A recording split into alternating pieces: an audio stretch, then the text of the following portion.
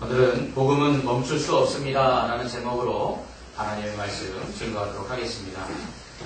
중국 고서 한비자에 나오는 이야기 중에 이런 이야기가 있습니다. 전국실에 초나라의 무기 상인이 있었는데요. 그는 방패와 창을 파는 사람이었습니다. 상인은 방패를 팔 때에는 이렇게 소리쳤습니다. 여러분, 이 방패를 보십시오. 이 방패는 아주 견고하여 어떤 창이라도 막아낼 수 있습니다. 이 방패를 뚫을 창은 이 세상에 없습니다. 하고 소리쳤습니다. 그리고 저는 창을 팔 때에는 이렇게 외쳤습니다. 여러분, 이 창을 보십시오. 이 창은 얼마나 예리한지 천하 일품입니다. 그래서 이 창으로 찔러 뚫리지 않는 방패는 없습니다. 이렇게 이야기했습니다. 그러자 그 소리를 듣고 있던 구경꾼 중에 한 사람이 이렇게 이야기했습니다. 아니, 그러면 그렇게 예리한 창과 그렇게 뚫을 수 없는 방패로 한번 같이 맞부딪히면 과연 방패가 뚫릴까요?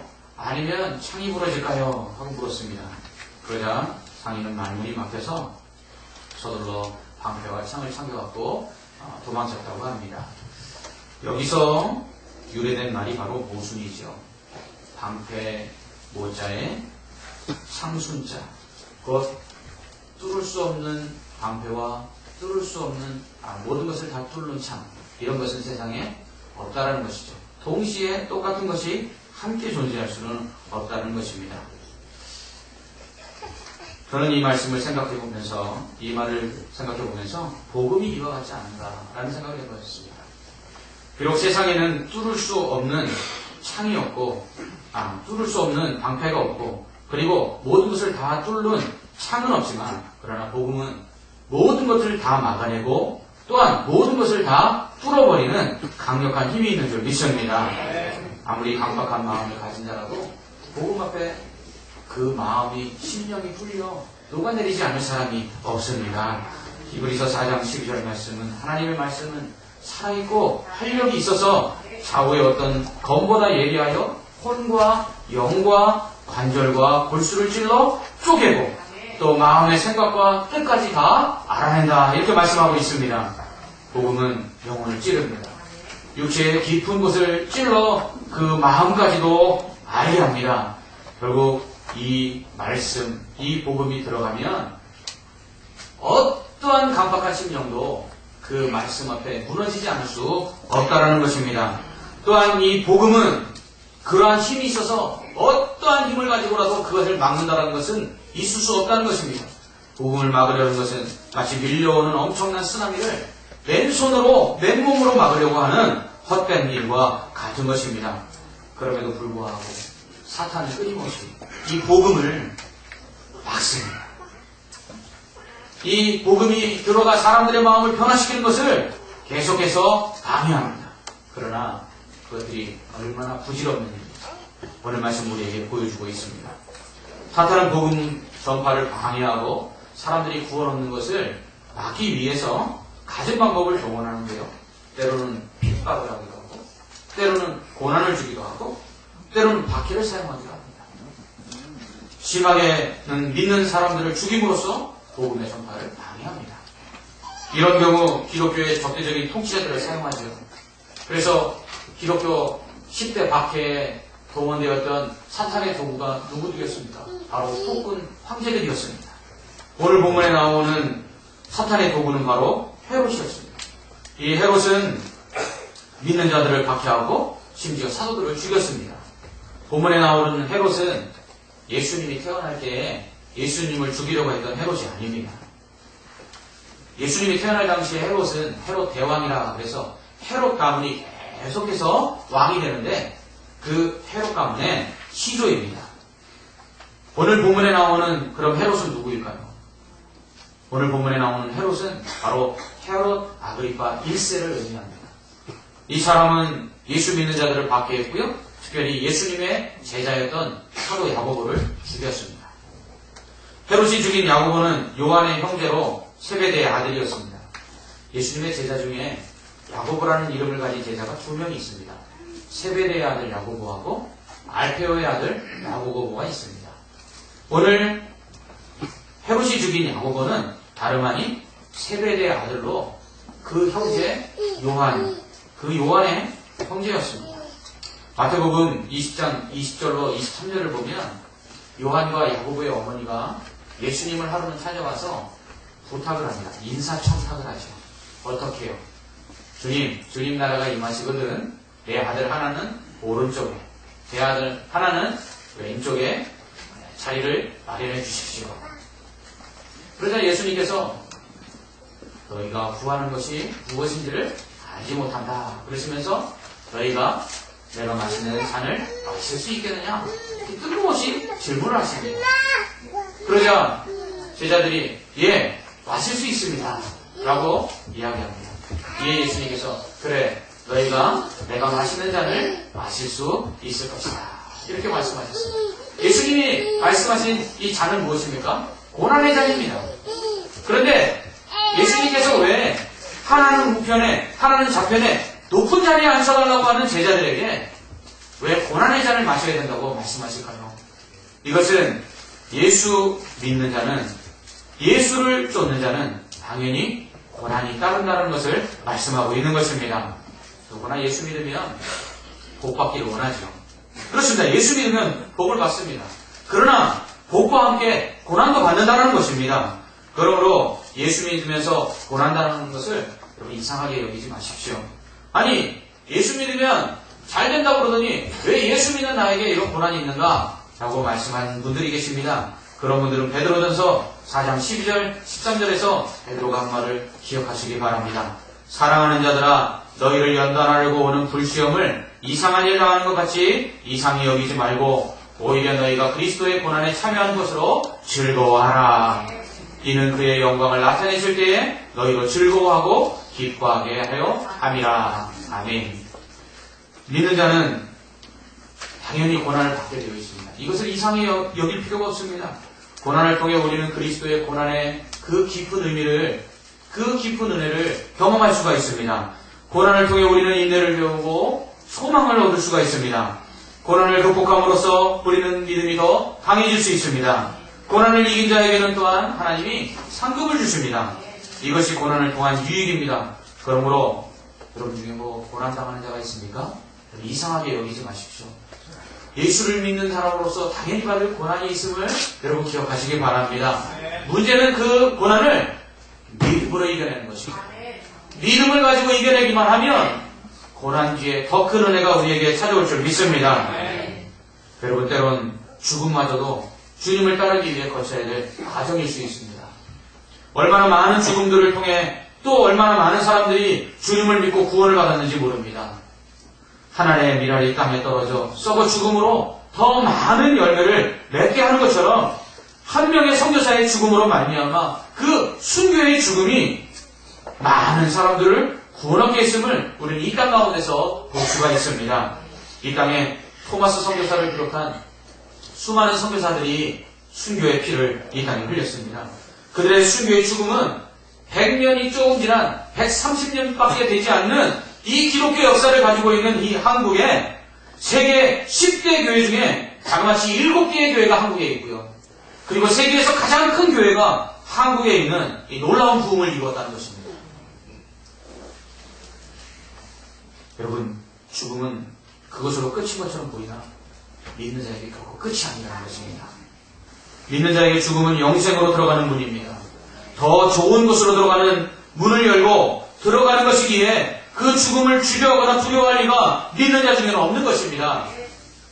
이렇게 영생을 소망하며 죽음을 두려워하지 아니하고 복음을 증거했던 수많은 순교자들의 피 위에 교회는 부흥의 꽃을 피웠던 것입니다.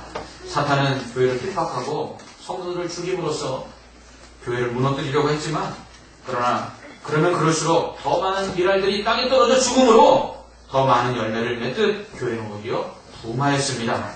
야고보를 죽이고도 성에 차지 않은 헤롯은 이제 베드로까지 죽이려고 했습니다.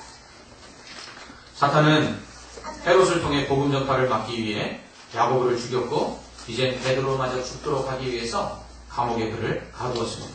그러나 하나님은 이러한 사탄의 복음 전파를 막아들는 계획들을 보기 좋게 무너뜨리셨습니다. 헤롯이 감옥에 베드로를 가두고 그가 도망치지 못하도록 4명씩으로 짜야지 4개의 조 16명을 이 베드로를 지키도록 합니다. 그러나 감옥에 갇혀 깊이 잠들어 있는 베드로를 하나님은 천사를 통해서 깨워 그를 탈출시키십니다. 자신을 죽이려고 감옥에 가두었는데도 불구하고 베드로는 깊이 잠들어 있었습니다. 저는 이것이 믿음의 사람이라고 생각합니다. 여러분 시편에 보면 하나님께서 사랑하는 자에게 무엇을 주시죠? 잠을 줘요.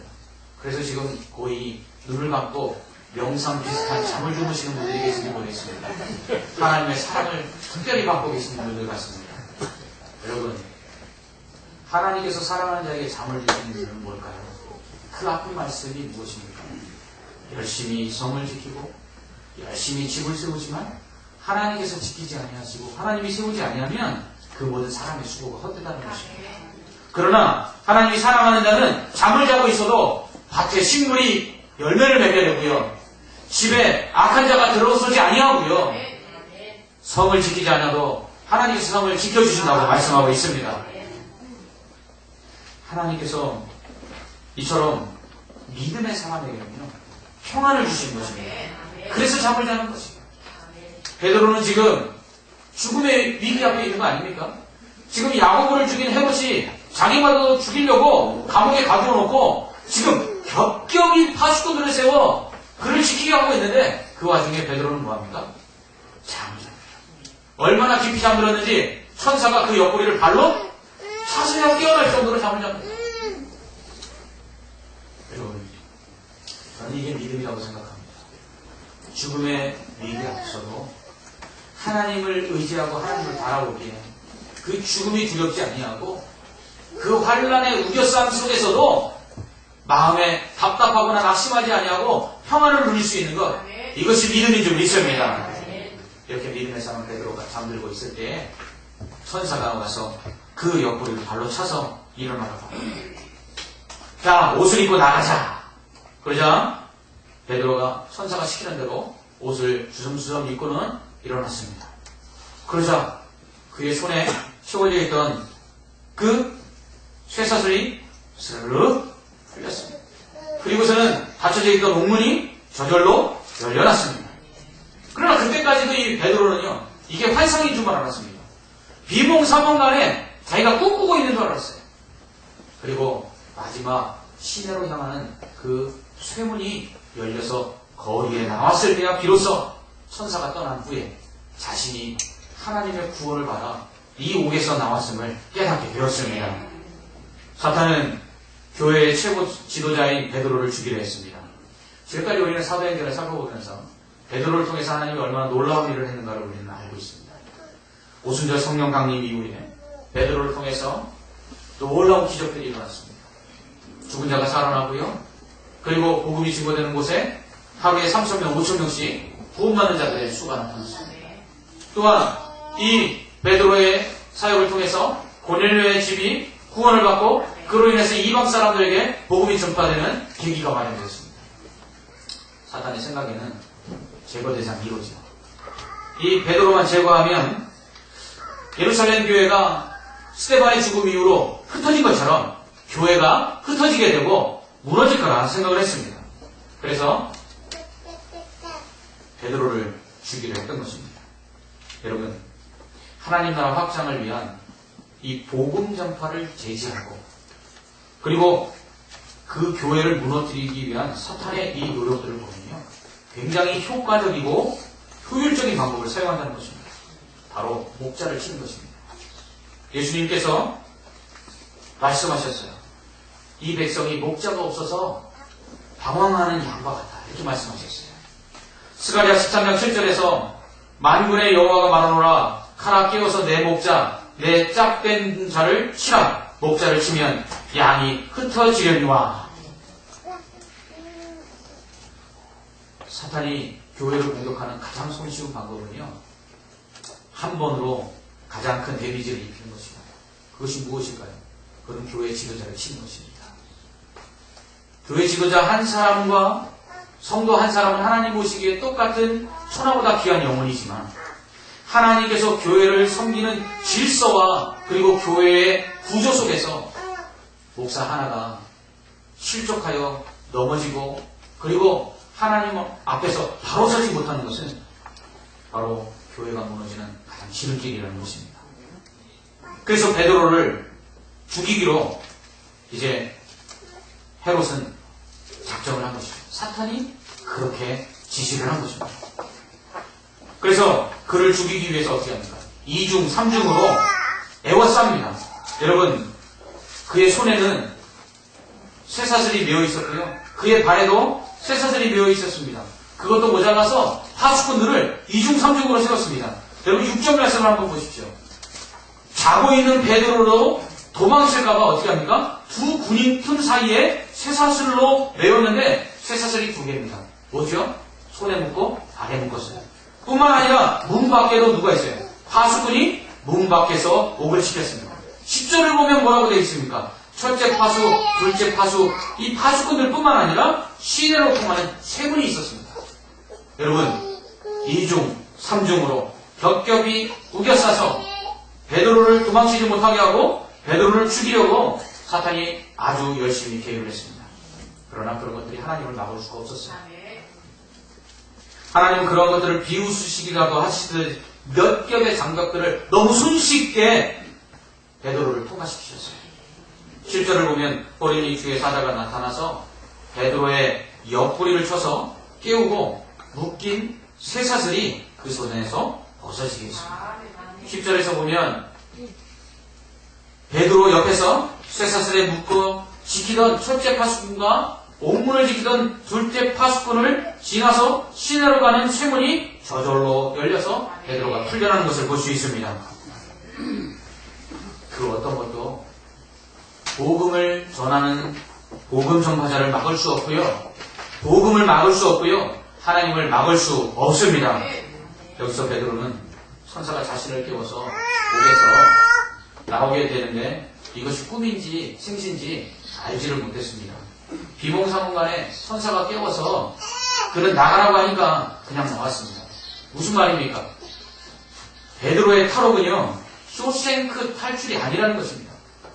베드로의 탈옥은요, 철저하게 자신이 계획한 탈옥이 아니었다는 것입니다. 어떻게요? 처음부터 끝까지 하나님의 능력과 기적에 의한 탈옥이었다는 것입니다. 오히려 그는 자고 있었어요. 자고 있는 그를 하나님이 깨워서 내보내실 정도로 그의 옥에서의 구원은 전적인 하나님의 은혜임을 알 수가 있습니다. 우리는 여기서 사탄의 공격이 아무리 철저하고 뚫을 수 없는 것 같아도 하나님 앞에서는 그 모든 것이 다 헛될 뿐임을 알 수 있습니다. 세워놓은 파수꾼이 무용지물이었습니다. 쇠문으로 단단하게 잠궈두고 쇠사슬로 묶어둔 것이 무용지물이었습니다. 사탄은 복음 전파를 방해하기 위해서 헤롯과 같은 강력한 왕을 세워 야고보를 죽이고 베드로를 죽이려 하고 그리고 예수 믿는 사람들을 탄압하려고 했습니다. 그러나 그 모든 것들은 하나님의 나라를 막고 교회를 무너뜨릴 만한 힘이 없었다는 사실입니다. 하나님은 하나님의 백성을 지키십니다. 하나님은 하나님의 복음을 전하고 하나님 나라를 확장하려고 힘쓰는 자들을 지키십니다. 그들을 특별히 보호하십니다. 왜냐하면 사탄이 그런 사람들을 주로 공격하기 때문에 그렇습니다. 그래서 하나님도 특별히 천사들을 보내어 그들을 보호하시고 사탄의 공격으로부터 그들을 지켜주신 줄 믿습니다. 2중 3중으로 베드로를 지키고 그리고 그를 죽이려고 파수꾼을 세웠지만 그러나 하나님을 막을 수가 없었습니다. 여러분들 우리의 삶 속에서 우리를 위협하는 것들이 무엇이 있습니까? 우리를 두렵게 하고 우리를 괴롭게 하고 우리를 힘들게 하는 것들이 무엇입니까? 그것들이 아무리 강력해 보이고 그것들이 우리를 위협하여 우리가 두려움 가운데 있다 할지라도 여러분 절대로 낙심하지 말 것은 우리를 지키시는 이가 전능하신 하나님이신 줄 믿습니다. 그 하나님께서 바로 우리를 보호하시고 우리를 살리시고 우리를 지켜주시는 줄 믿습니다. 이렇게 풀려난 베드로는 마가 요한의 어머니의 집으로 가시오. 거기에 성도들이 모여서 기도하고 있었습니다. 문을 두드리자 로데라는 여자아이가 문을 열려고 나오다가 베드로의 목소리를 알아듣고는 안으로 들어가서 베드로가 살아왔다. 베드로가 왔다 하고 소리쳤습니다. 그런데 그 안에 있던 사람들 중에 베드로가 왔다는 소식을 듣고 믿는 사람은 하나도 없었습니다. 오히려 이 로데라는 여자에게 네가 미쳤구나. 야, 베드로가 어떻게 와? 너도 들었잖아. 야고보를 죽인 헤롯이 베드로가 도망 못 가도록 몇 중으로 그를 감옥에 집어넣고 지키고 있는데 어떻게 그가 나온단 말이야. 여러분, 지금 베드로가 기도하던 성도들에게 갔을 때 이 기도하던 성도들은 무엇을 기도했을까요? 베드로를 위해서 기도했을 것입니다. 베드로가 살아나기를 위해서 기도했을 것입니다. 베드로가 할 수만 있다면 풀려나기를 위해서 기도했을 것입니다. 그런데 기도는 했지만 믿지 않았다는 것입니다.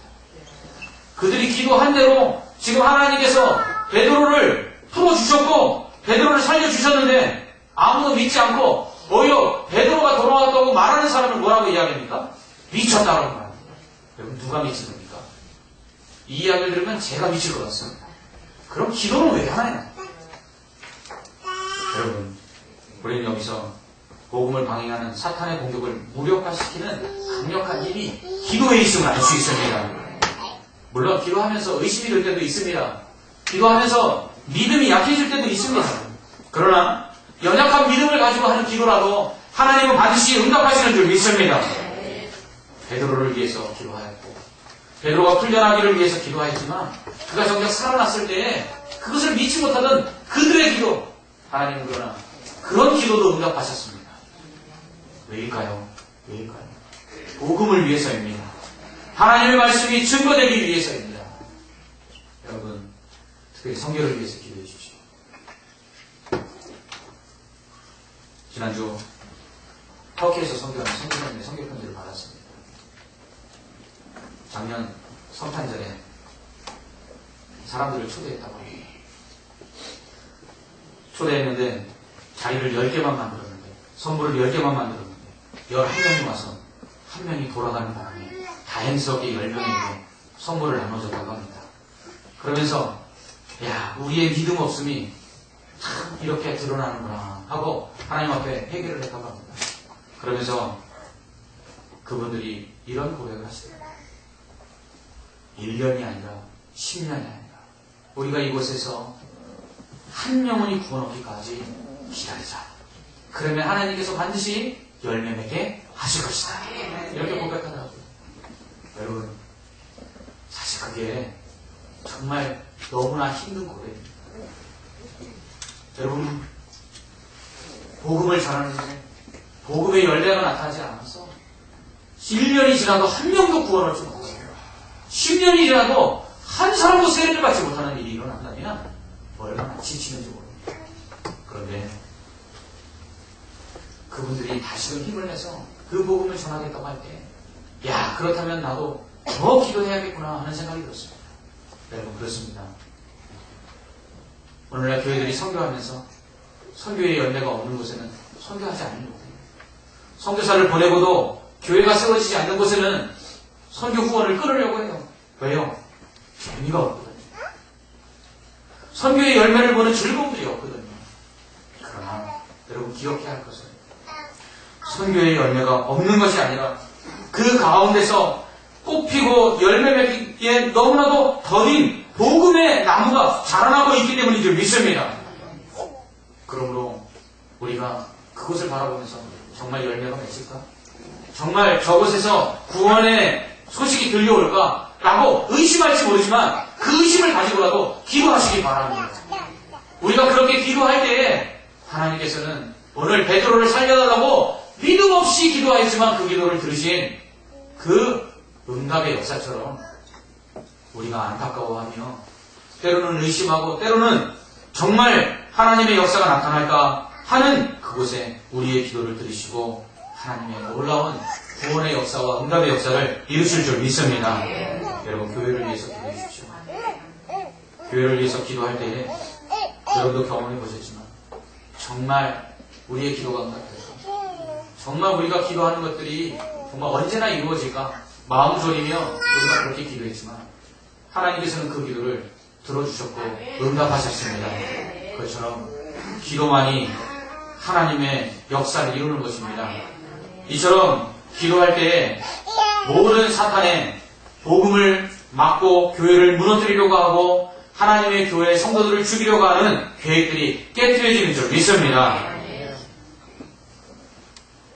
오늘 우리를 두렵게 하는 이 헤롯의 마지막 죽음의 모습을 볼 때 우리는 사탄이 사용하는 그 공격 무기들이 얼마나 형편없는 것인가를 제대로 알 수 있습니다.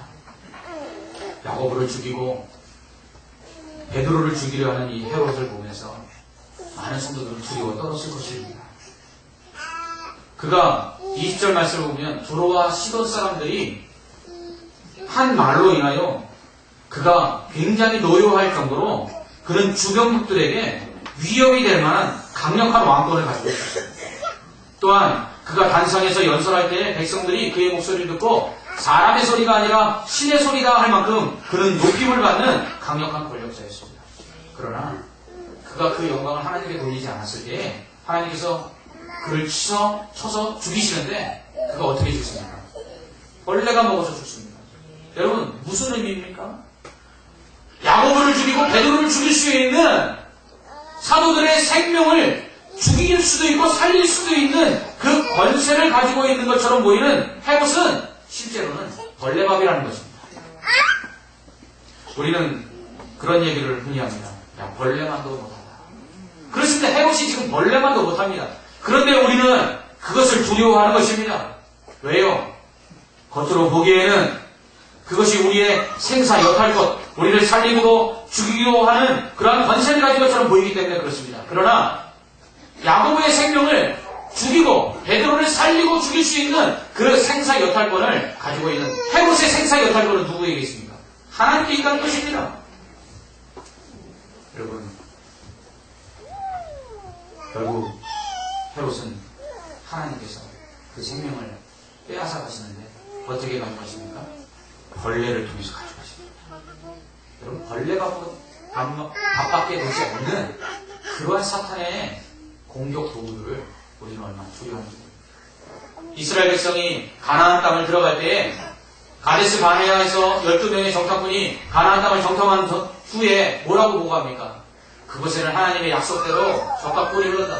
그렇지만 그 땅은 우리가 들어갈 수 없다. 왜? 가나안 거인 족속이 살고 있기 때문이다.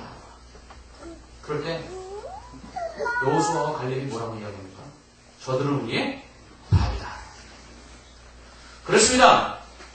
사탄이 우리를 공격해 옵니다. 그 공격해 올 때 우리가 무너지고 낙심하고 우리가 두려워하는 것은 하나님보다 그것을 더 크게 여기기 때문에 그렇습니다. 그러나 하나님보다 더 큰 것은 없습니다. 하나님만 의지하고 나갈 때 다윗은 골리앗을 이겼습니다. 오늘 24절 말씀이 사도행전 12장의 결론입니다. 거기에는 이렇게 말씀하고 있습니다. 하나님의 말씀은 흥왕하여 더하더라. 아멘. 하나님의 말씀이 무엇입니까? 복음입니다. 하나님의 말씀이 증거되는 곳에는 그 어떤 것도 막을 수 없다는 것입니다. 그래서 하나님의 말씀 오히려 더 부흥하고 더욱더 전파되다라는 것입니다. 여러분, 그러므로 우리는 복음을 위해서 살아야 합니다. 하나님의 말씀을 위해서 살아야 합니다. 하나님의 영광을 위해서 살아야 합니다. 그럴 때 고난도 있습니다. 사탄이 우리를 공격할 것입니다. 그러나 두려워하지 않을 것은 주께서 우리와 함께 하시기 때문입니다. 주께서 우리를 건져내실 것이기 때문입니다. 2중 3중으로 사탄이 우리를 믿지 못하도록 예수 믿는 것을 방해하고 또 하나님의 일들을 감당하지 못하도록 2중 3중으로 겹겹이 둘러친다 할지라도 하나님은 우리를 그곳에서 구원해내실 줄 믿습니다. 우리를 두렵게 하는 사탄의 공격을 무서워하지 마십시오. 마태복음 10장 28절에서 예수님께서는 이렇게 말씀하셨습니다. 몸은 죽여도 영혼은 죽이지 못하는 자들을 두려워하지 말라. 그리고 몸과 영혼을 능히 지옥에 멸하실 수 있는 하나님을 두려워하라 라고 말씀하고 있습니다. 저희 어머님이 저희 할아버님과 할머니 살아계실 때 이 명절이 되면 늘 핍박을 받으셨습니다. 어머니가 제사상을 차리시고 그리고 제사 음식을 차리면서 일일이 음식에다 십자가를 다 했습니다. 하나님, 이 집안에 마귀가 다 떠나가고 예수 믿는 구원의 역사가 있게 해주십시오 하고 그렇게 음식을 만드셨어요. 그리고 나면 저희들에게 너희들 무릎 꿇고 기도해. 그러면 제사상 앞에서 저희들이 기도를 했어요. 그 다음에 문제가 일어납니다. 할아버지 할머니가 노발대발 하시면서 어느 날은 어머니 머리채를 긁고 밖으로 끌고 가서 네가 우리 집안 다 망하려고 아주 자식들까지 미치게 만들었다 이러시면서 얼마나 핍박을 했는지 모르겠어요. 그렇게 한바탕 소동을 벌이고 집으로 돌아오셔서 저희들에게 늘 하시는 말씀이 있었어요. 얘들아, 하나님이 이기실 거야. 하나님이 이기실 거야. 두려워하지 마. 결국 저희 할머님은 예수 믿고 돌아가셨고요. 저희 할아버님은 안타깝게 믿지는 못하셨지만 저희 어머님의 기도와 믿음이 우리 가문을 이나마 지키셨다고 인정하고 돌아가셨습니다. 여러분, 오직 기도에 힘쓰십시오. 기도에는 이런 능력이 나올 수 없습니다. 연약한 믿음으로라도 기도하시기 바랍니다. 하나님 들어주실 것입니다. 그러나 더 강한 믿음을 가지고 기도한다면 믿음의 강구는 역사하는 힘이 클 것입니다. 우리를 둘러싼 그 어떤 사단의 공격에도 두려워하지 마시고 오직 기도하십시오. 하나님 의지하고 나가십시오. 그러면 하나님께서 여러분 안에 있는 그 복음 때문에 여러분을 통해서 증거된 그 복음 때문에 여러분을 지켜주실 줄 믿습니다. 여러분, 우리는 질그릇과 같은 자들입니다. 그러나 우리 안에 보배를 가졌기 때문에 그 질그릇을 깨뜨리지 않는 것입니다. 우리는 연약한 자입니다. 그러나 우리를 통해서 하나님께서 하나님의 살아계심과 그리고 하나님의 구원의 역사들을 보여주시기 위해서 연약한 우리들을 지켜주시고 보호하시는 줄 믿습니다. 하나님의 말씀, 이 복음은 그 어떤 것으로도 나올 수가 없습니다. 어떤 남자가 알코올에 중독되어서 비참한 삶을 살고 있었습니다. 그 남편 때문에 아내가 심한 고통을 받고 있었죠. 어느 날 어떤 사람이 와서 그 아내에게 성경책 한 권 주면서 이걸 한번 읽어보라고 말했습니다. 그러자 그 아내는 그 성경을 열심히 읽기 시작했어요. 말씀을 읽다 보니까 위로가 있더라고요. 말씀을 읽다 보니까 소망이 생기시더라고요. 그래서 그 말씀을 읽다가 예수를 믿게 되었습니다. 어느 날 술에 취한 남편이 만취가 되어서 집에 돌아와 보니 그날도 아내가 성경책을 읽고 있었습니다. 그러자 갑자기 신경질이 나서 그 성경책을 빼앗아서 아궁이속에 던져버렸습니다. 그래? 하나님이 살아있다고? 보자. 하나님이 살아있으면 이 성경책이 불 속에서 어떻게 되는지 한번 보자. 그리고 저는 남편은 이내 걸어 떨어지고 말았습니다. 다음날 아침 남편은 아궁이에 불을 붙이기 위해서 그 아궁이에 가봤더니 어젯밤 자기가 던진 성경책이 하나가 한 장이 남아있었습니다. 그가 그것을 들여봤을 때 거기에는 마태복음 24장 35절의 말씀이 기록되어 있었습니다. 천지는 없어지려니와 나의 말은 없어지지 아니하리라. 그렇습니다. 여러분, 우리 안에 있는 말씀, 우리 안에 있는 복음, 우리 안에 있는 하나님의 영광, 이 영광은 사라지지 않는 것입니다. 이것을 가지고 있는 한 하나님 우리를 지키실 것입니다. 우리를 도우실 것입니다. 우리를 구원하실 것입니다. 이 복음이 여러분 안에 있고 이 복음은 그 어떤 것도 막을 수가 없습니다. 기도하겠습니다.